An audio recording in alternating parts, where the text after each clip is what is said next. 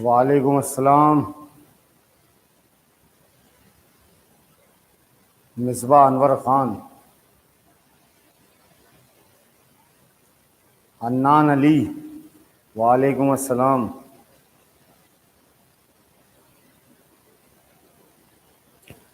आवाज़ आ रही है ना सबको? सब लोग बताते चलना।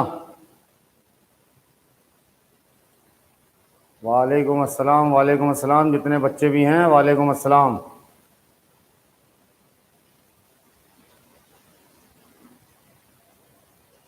ठीक है, वालेकुम अस्सलाम सब कुछ।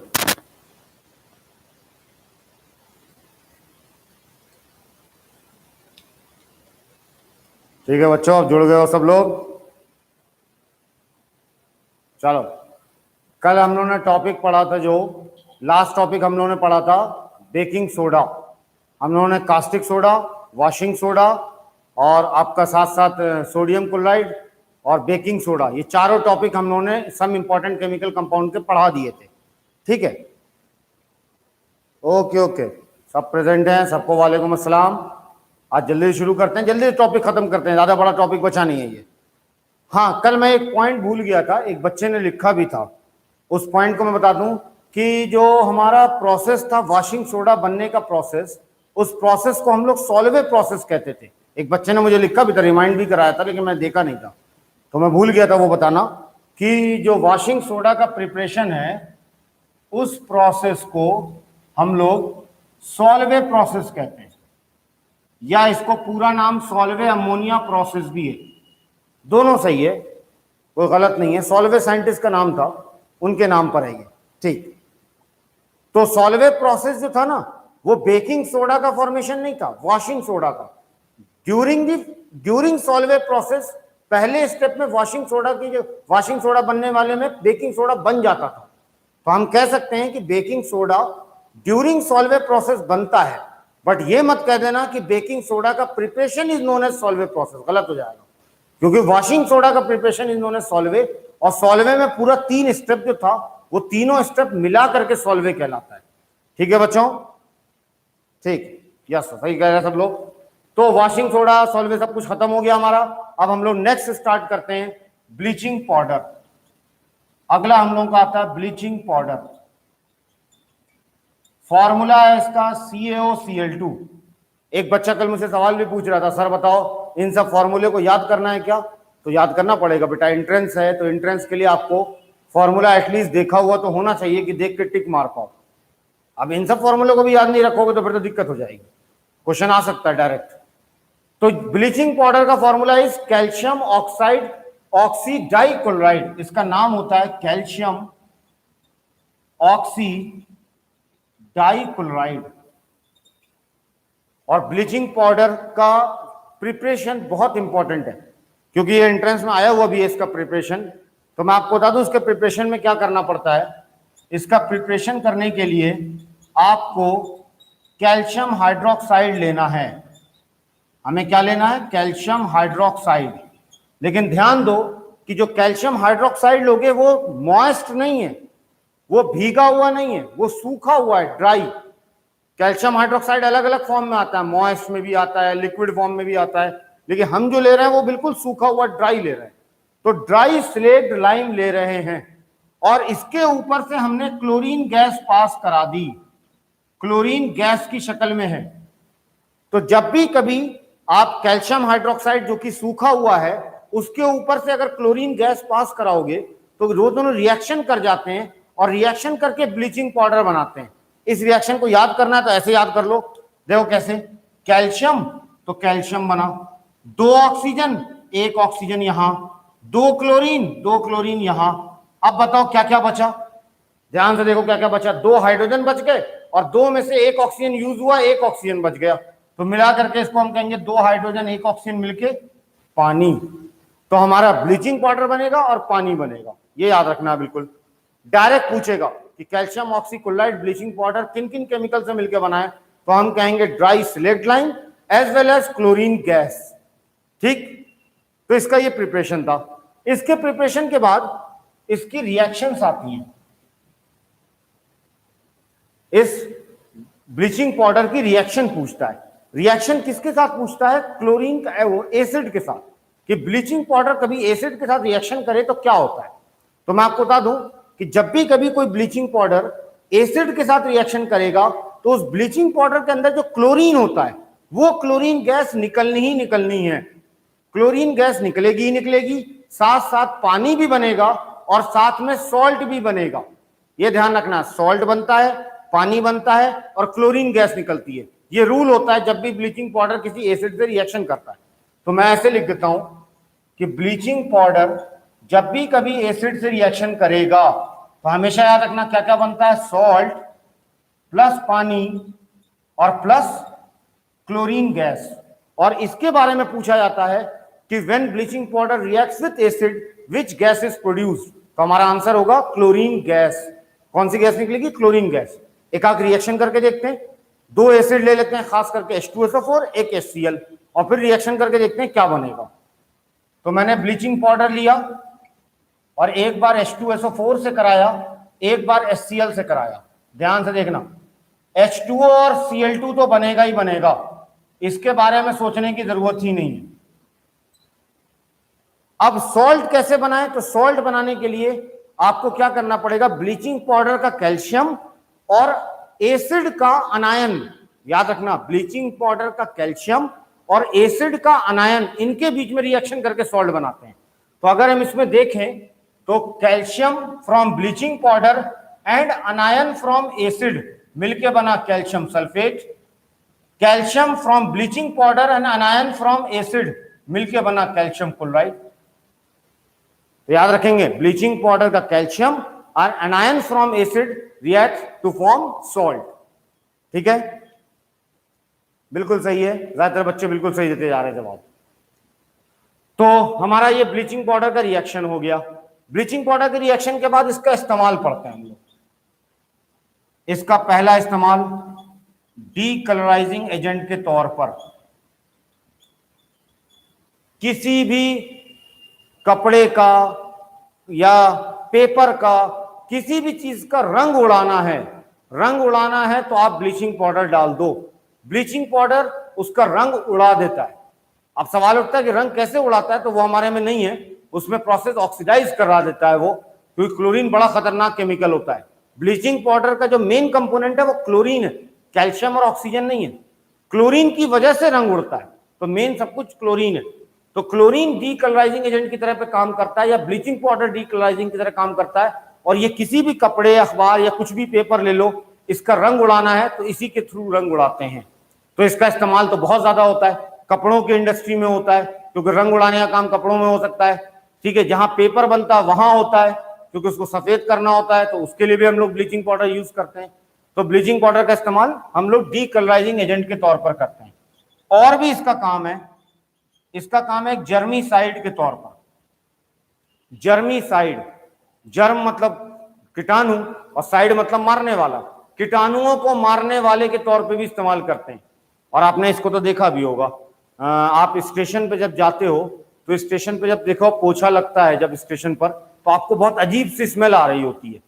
वो घर वाले पोछे की तरह फिनाइल की स्मेल नहीं होती है, वहां पर ब्लीचिंग पाउडर का इस्तेमाल करते हैं वो लोग, क्योंकि कीटाणु ज्यादा होते हैं स्टेशन या पब्लिक प्लेसेस पे।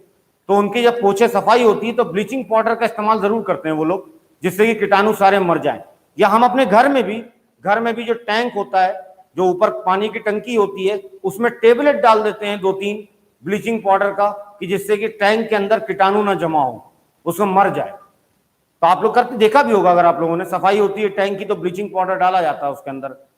ठीक है, या इवन अगर मैं कहूं तो स्विमिंग पूल के अंदर, स्विमिंग पूल में भी यूज किया जाता है ब्लीचिंग पाउडर, वहां भी यूज करते हैं हम लोग ब्लीचिंग पाउडर का। इसीलिए स्विमिंग पूल में भी आपको स्मेल थोड़ी सी अलग सी आती है, जब अभी भी सफाई हो रही होती है तो उसमें देखो स्मेल अलग आती है बिल्कुल, तो वो स्मेल क्लोरीन की वजह से होती है और ये ब्लीचिंग पाउडर का कमाल है। ठीक है, स्कूल में भी सही बात है, स्कूल में, हॉस्पिटल में, बहुत सारी जगह। क्लियर है सबको? और भी इसके बहुत सारे काम है, क्लोरोफॉर्म बनाने में काम है, बहुत सारी इंडस्ट्री में, तो ऐसे तो कमी नहीं है, हजारों लाखों जगह काम है। तो हम मान के चलें ब्लीचिंग पाउडर सबको क्लियर है। और ब्लीचिंग पाउडर के अंदर कुछ किताबों में अवेलेबल क्लोरीन पे न्यूमेरिकल दिए हुए हैं, तो अवेलेबल क्लोरीन वाला हमारे कोर्स में नहीं है, 10th में या 11th एंट्रेंस में नहीं है, वो ओलंपियाड में है या 11th-12th लेवल पे जाके है, तो हमें उसको पढ़ने की जरूरत नहीं, ब्लीचिंग पाउडर बस हमें इतना ही पढ़ना है, ठीक है भाई साहब। इतना दिमाग मत लगाओ कि इस bleaching powder act as base और एसिड, कुछ नहीं जानना है इतना, हमें बिल्कुल बेसिक बेसिक जानना है। फिर 11th-12th में आओ ना, पूरी कहानी मालूम चलेगी कि वो बेस की तरह कर रहा है कि एसिड की तरह कर रहा है, सब कुछ। हमने कहा था ना केमिस्ट्री में 2 GB का दिमाग, तीसरा GB लगाना ही नहीं है एक्स्ट्रा। चलो जल्दी से उतारो इसको, फिर अगला टॉपिक चलते हैं। अगला टॉपिक क्या कि 1 मिनट का ही है वो, तो बस मैं आपको एक लाइन बताता हूं। जिप्सम, जिप्सम जिसका फॉर्मूला है CaSO4.2H2O, इसमें वाटर ऑफ क्रिस्टलाइजेशन 2 है, ध्यान देना। वाटर ऑफ क्रिस्टलाइजेशन किसको कहते थे? जो फॉर्मूले के अंदर पानी आता था वो वाटर ऑफ क्रिस्टलाइजेशन था। तो इसके वाटर ऑफ क्रिस्टलाइजेशन 2 है, तो हम इसका नाम पूरा ऐसे लिखते हैं, calcium sulphate, calcium sulphate di. 2 का मतलब डाई, और पानी को मैंने कल बताया था हाइड्रेट कहते हैं। जब फॉर्मूले में पानी आ जाए तो उसे हाइड्रेट कहते हैं। जैसे वॉशिंग सोडा में आया था सोडियम कार्बोनेट डेकाहाइड्रेट, उसी तरह से कैल्शियम सल्फेट डाइहाइड्रेट, क्योंकि इसमें 2 पानी है। यह बहुत ही हार्ड होता है। जो आपका जिप्सम होता है ये बहुत ज्यादा हार्ड होता है, और ये पीओपी बनाने में मदद करेगा। तो हमारा मेन टॉपिक जिप्सम नहीं है, हमारा मेन टॉपिक पीओपी है। तो हम नेक्स्ट टॉपिक पढ़ने जा रहे हैं POP, mainly found in Paris. ठीक है, पेरिस में पाया जाता है, प्लास्टर ऑफ पेरिस।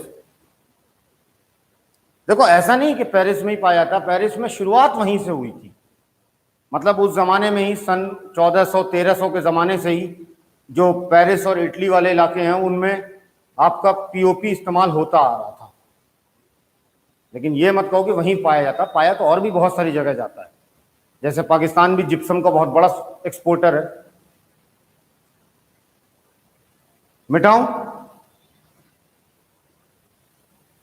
ठीक है, सारे बच्चों ने लिख लिया। तो अब हम लोग पीओपी चलते हैं कि पीओपी क्या है उसके बारे में पढ़ते हैं।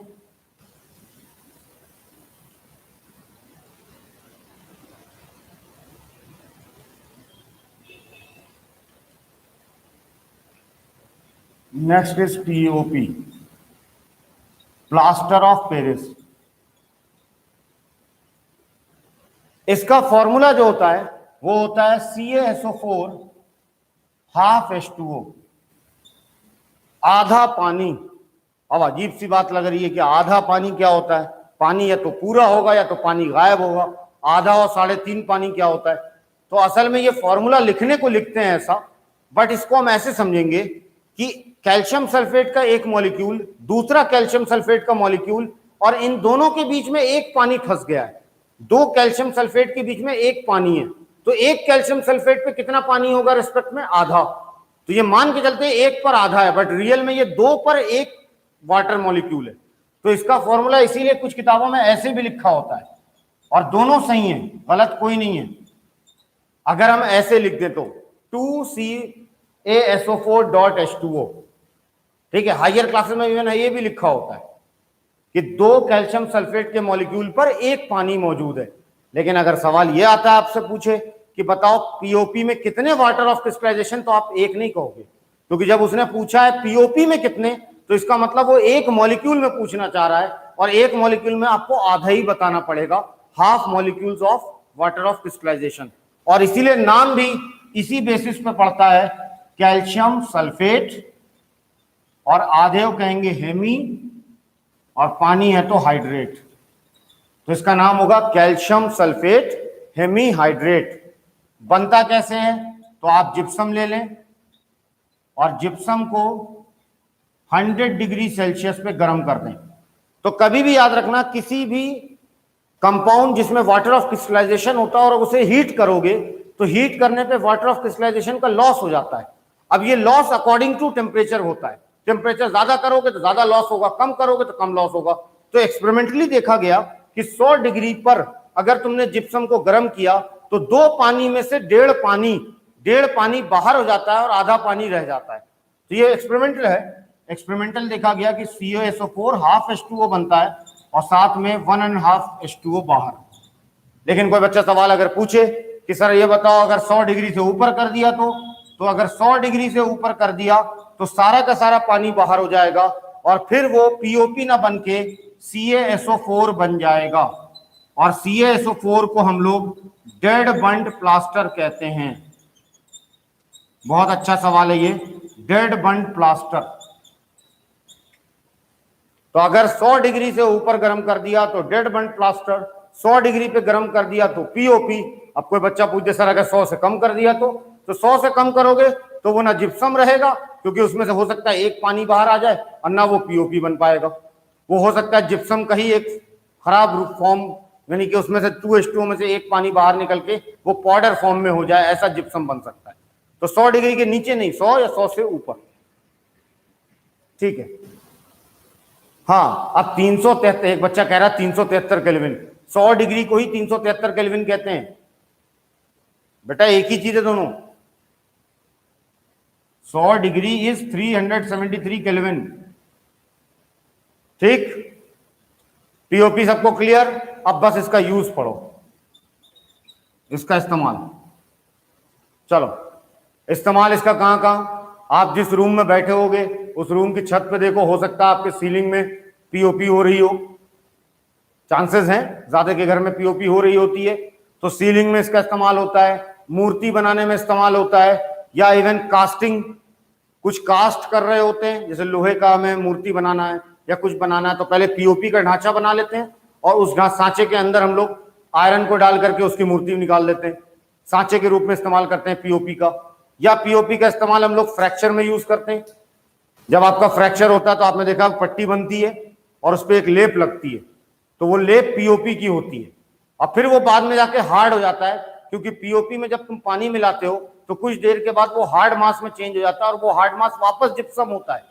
यानी POP में पानी मिलाने के बाद वो वापस जिप्सम में चेंज हो जाएगा। तो मैं खास करके वो रिएक्शन लिख देता हूं, CaSO4 डॉट हाफ H2O और पानी मिला दिया तो वापस जिप्सम बन जाएगा।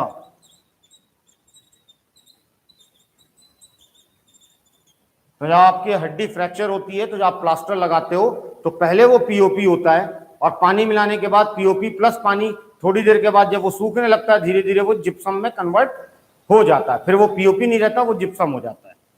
सबको क्लियर POP?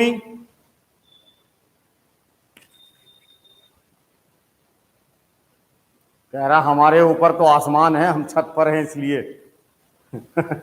एक से कहां कहां बैठे हुए हो भाई साहब तुम लोग? टंकी अंकी पे बैठ के वीडियो देख रहे हो क्या? हाँ, कह रहा हमारे ऊपर खुला आसमान दिख रहा है इन्हें। क्लियर सबको ये POP? तो हमारा POP टॉपिक खत्म। तो सम इंपॉर्टेंट केमिकल कंपाउंड में यही सब थे। अब हम लोग का लास्ट टॉपिक आता है वाटर ऑफ क्रिस्टलाइजेशन। तो नेक्स्ट हेडिंग लिखेंगे अब हम लोग वाटर ऑफ क्रिस्टलाइजेशन।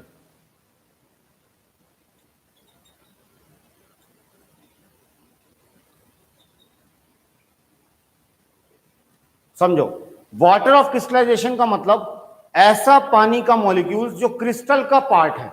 क्रिस्टल का पार्ट का मतलब वो जो कंपाउंड है उसका हिस्सा वो पानी है। तो ये जो पानी है ये पानी की शक्ल में नहीं होता कि आप किसी केमिकल के अंदर ढूंढो और उसके अंदर पानी के निकल जाए, पानी नहीं निकलता। वो पानी बॉन्डेड है, केमिकली पानी बॉन्डेड होता है उससे, ठीक है। कोवेलेंट बॉन्ड से अक्सर होता है, हाइड्रोजन बॉन्ड से भी जुड़ा होता है। तो वो इस तरह से जुड़ा होता है कि जब उस कंपाउंड को आप देखोगे तो आपको पानी नजर नहीं आएगा, बट वो पानी वहां मौजूद रहता है, फॉर्मूले के तौर पे मौजूद रहता है अंदर में, ठीक है। तो ऐसे पानी को जो कंपाउंड का हिस्सा होता है उस फॉर्म पानी को कहते हैं हम लोग वाटर ऑफ क्रिस्टलाइजेशन। और ये जो सॉल्ट होते हैं, जो सॉल्ट हमने पहले बताया था कटायन और अनायन से बनते हैं, ये दो तरह के होते हैं। या तो सॉल्ट के अंदर पानी मौजूद होगा या तो सॉल्ट के अंदर पानी मौजूद नहीं होगा। जैसे NaCl पानी मौजूद नहीं है तो उसे हम कहते हैं एनहाइड्रस सॉल्ट, जिसमें पानी नहीं है। वहीं वॉशिंग सोडा आपका एक ऐसा सॉल्ट है जिसमें पानी मौजूद है, तो उसे हम कहते हैं हाइड्रेटेड सॉल्ट। तो सॉल्ट को हम लोग दो कैटेगरी में डिवाइड करते थे, हाइड्रेटेड और एनहाइड्रस। तो मैं इसको यहां पे लिख देता हूं वाटर ऑफ क्रिस्टलाइजेशन के बेसिस पर। सॉल्ट दो तरह का था, एक का नाम हाइड्रेटेड और एक का नाम एनहाइड्रस। एनहाइड्रस का मतलब जिसमें पानी नहीं है और हाइड्रेटेड का मतलब जिसमें पानी है। तो मुझे कुछ कंपाउंड बताओ जिसमें पानी मौजूद है, जो तुम जानते हो पहले से ही। एग्जाम्पल के तौर पर वॉशिंग सोडा, वॉशिंग सोडा में 10 मॉलिक्यूल्स ऑफ वाटर है। जिप्सम अभी पढ़ा 2 मॉलिक्यूल्स ऑफ वाटर है। POP half molecules of water है, बट बेकिंग सोडा में नहीं है, कास्टिक सोडा में नहीं है पानी। इनके अलावा भी और भी बहुत सारे केमिकल हैं जिनमें पानी मौजूद है, जैसे बहुत ही इंपॉर्टेंट ग्रीन विट्रियोल,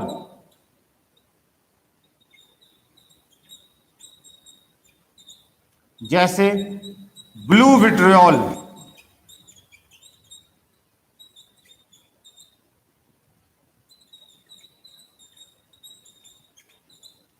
ठीक है,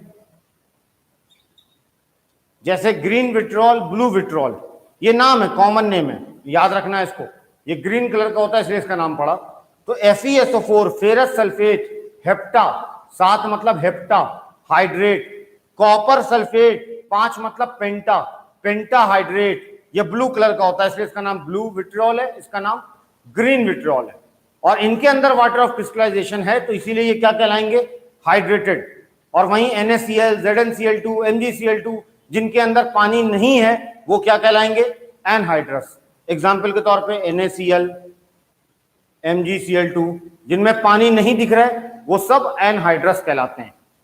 एक और आपने पढ़ा होगा बॉक्साइट, मिनरल एंड ओर में आता है बॉक्साइट, Al2O3.2H2O, उसके अंदर भी वाटर ऑफ क्रिस्टलाइजेशन है, 2 मॉलिक्यूल्स हैं। तो मैं वो भी लिख देता हूं यहां पर,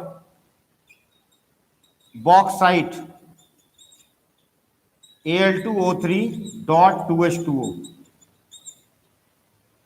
एक बहुत ही कॉमन सॉल्ट है, बहुत फेमस, एप्सम सॉल्ट, MgSO4.7H2O। इसको अक्सर पुराने जमाने से इस्तेमाल करते थे लोग पेन रिलीवर के तौर पर। इस नमक को पानी में डाल करके अपने पाँव को, हाथ को रखने पर थोड़ा सा पेन कम हो जाता है, जो सूजन होती है वो थोड़ी कम होती है। पुराने जमाने में इस्तेमाल करते थे इसका, एप्सम सॉल्ट का। आज भी यूज करते हैं, स्पा और मसाज जहां होता है वहां पर इसका एप्सम सॉल्ट का यूज किया जाता है,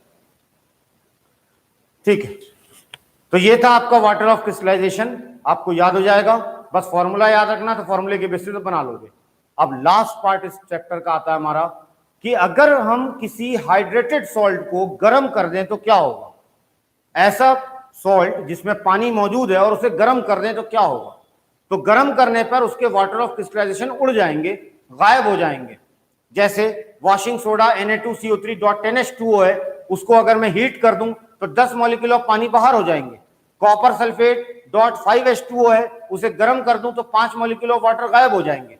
गर्म करने का मतलब अच्छा खासा टेम्परेचर उसे दे दिया मैंने, तो सारे के सारे पानी मॉलिक्यूल्स उड़ जाएंगे और जो अब बचेगा सॉल्ट वो एनहाइड्रस सॉल्ट कहलाएगा, जिसमें पानी मौजूद नहीं है। जैसे मैं एग्जांपल ले लेता हूं एक, FeSO4.7H2O हीट करेंगे तो FeSO4 अलग, 7 पानी बाहर। वॉशिंग सोडा को हीट करेंगे तो हीट करने पर Na2CO3 अलग, 10H2O अलग, ठीक है। तो किसी भी हाइड्रेटेड सॉल्ट को गर्म करने पर वो अनहाइड्रस सॉल्ट में चेंज हो जाता है, और ये हीट अच्छा खासा है, मतलब इतना हीट दे दो कि सारा पानी बाहर निकल जाए। लेकिन एक सवाल यहां पर बहुत अच्छा बनता है कि अगर वॉशिंग सोडा को हम एयर में एक्सपोज कर दें, यानी हीट नहीं करें, सिर्फ हम उस वॉशिंग सोडा को हम हवा में रख दें तो क्या होगा। तो कहते हैं कि वॉशिंग सोडा को सिर्फ आप हवा में रख देंगे तो उस हवा में भी वहां पर इतनी हीट होगी कि उस वॉशिंग सोडा के मॉलिक्यूल्स को उड़ा दे, पानी को उड़ा दे। लेकिन 10 मॉलिक्यूल्स ऑफ पानी नहीं उड़ते वहां पर सिर्फ 9 मॉलिक्यूल्स ऑफ वाटर लॉस होता है और 1 मॉलिक्यूल रह जाता है। ये वॉशिंग सोडा के साथ होता है, हर किसी के साथ नहीं होता। तो वॉशिंग सोडा का एक बहुत अच्छा क्वेश्चन बनता है कि अगर वॉशिंग सोडा को हम एयर में रख दें बिना हीट किए तो वो Na2CO3.H2O में चेंज हो जाता है और 9 पानी बाहर निकल जाता है। और ये जो Na2CO3.H2O है ना, ये अभी भी वॉशिंग सोडा है, बट ये अब क्रिस्टलाइन सॉलिड नहीं है, ये पाउडर फॉर्म में। ये अब पाउडर फॉर्म में हो गया है। क्लियर है बच्चों? ठीक है, ज्यादातर बच्चों ने बिल्कुल सही लिखा। नहीं, वाटर विल एवेपोरेट नहीं, क्योंकि ये पानी पानी जैसा नहीं है जो एवेपोरेट हो जाए। कहेंगे हम वाटर ऑफ क्रिस्टलाइजेशन लॉस हो गया, इसको एवेपोरेट नहीं कह सकते। एवेपोरेट तब कहते हैं जब वो लिक्विड स्टेट में होता और गैसेस स्टेट में चेंज होता। ये लिक्विड स्टेट में नहीं है। सर डेटा 100% यूज हो गया तो बेटा रिचार्ज करा लो ना। हाँ, रात भर फिल्म देखोगे तो डेटा खत्म नहीं होगा। कह रहा डेटा खत्म हो गया 100%, वीडियो शुरू नहीं हुई डेटा पहले ही खत्म इनका।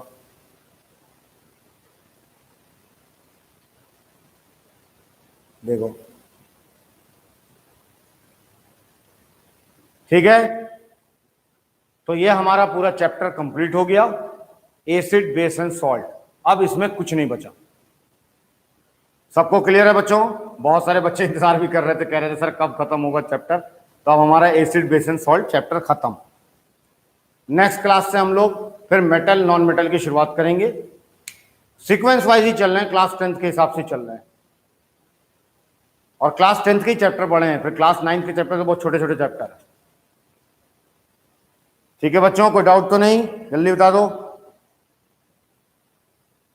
नहीं, ग्लोबेज सॉल्ट हमारे में नहीं है सादिक इलियास, ग्लोबेज सॉल्ट हमारे में नहीं है, वो किताबों में दिया रहता है।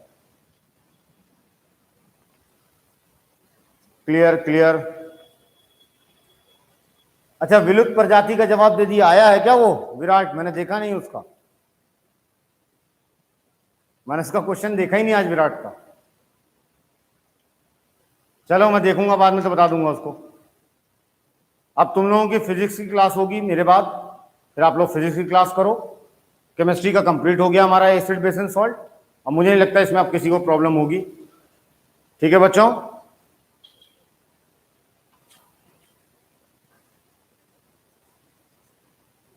हाँ, वॉशिंग सोडा एनहाइड्रस बन गया क्या? एनहाइड्रस नहीं बना है। एनहाइड्रस तब बनता जब पूरा का पूरा पानी निकल जाता। अभी एनहाइड्रस नहीं, हाइड्रेटेड है वो, उसमें एक H2O मॉलिक्यूल है, अभी सारा पानी नहीं निकला बेटा बाहर। सर K2S नहीं बताया तो मैग्नीशियम सल्फेट।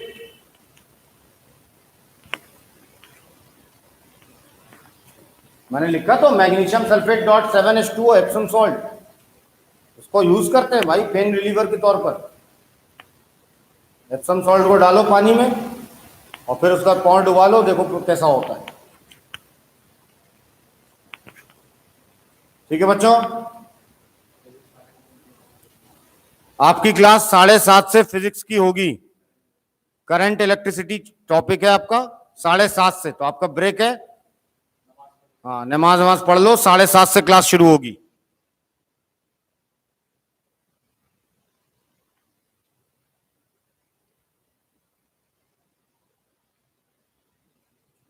अरे फिल्टर चेंज हो रहा है, यहाँ फोटो खींच रहे हैं, फिल्टर चेंज हो रहा है। हाँ टेस्ट है, बता दीजिए। हाँ बच्चों, कल टेस्ट है उसी टाइम पे 10 बजे से, और आज 7:30 में क्लास होगी। रिवीजन क्लास इसलिए नहीं हुआ क्योंकि इस बार जो टेस्ट आने वाला है उसका सिलेबस पहला टेस्ट और दूसरा टेस्ट का ही है, और दोनों टेस्ट का चैप्टर जब आ रहा है तो उन दोनों का रिवीजन हम कर चुके हैं, तो दोबारा रिवीजन करने का कोई मतलब नहीं बनता था, इसलिए हम लोगों ने हाँ हाँ हट जा रहे हैं, अभी स्क्रीनशॉट ले लेना। लेकिन 7:30 पे दोबारा क्लास है बच्चों। सिलेबस भेज तो दिया था ग्रुप में यार, दोबारा भेज देंगे। हाँ, सब पूरा 100 क्वेश्चन का टेस्ट